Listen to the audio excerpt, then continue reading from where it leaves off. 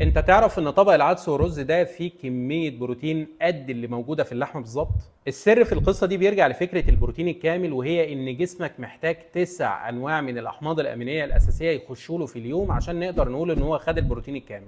العدس فيه 7 انواع من التسعة وناقصه 2 اللي هم موجودين في الرز، علشان كده رز مع عدس يساوي 9 احماض امينية اللي هي البروتين الكامل اللي جسمك محتاجه. ومش الرز والعدس بس اللي بيدينا التركيبة دي، احنا عندنا 5 تركيبات من البروتينات النباتيه بتدينا بروتين كامل: الرز والبسله، الحمص والطحينه، العدس والسمسم، الرز والفاصوليا الحمراء، الحمص والبرغل. ومن اشهر الاكلات الشعبيه في الوطن العربي اللي بتحتوي على بروتين كامل الكشري في مصر، وفتة الحمص في الشام، والمرقوق في الخليج، والكسكس والحريره في شمال افريقيا. مش شرط خالص تاكل بيض ولحمه كل يوم عشان تاخد كميه البروتين الكامل بتاعك. البروتين هو البروتين، شرط الكميه والتركيبه الصح. ولو عايز تعرف انت محتاج بروتين قد ايه في اليوم، اكتب لي كلمه بروتين في التعليقات وهبعت لك آلة حاسبة تعرف بيها الكميه اللي انت محتاجها على حسب نظامك الغذائي.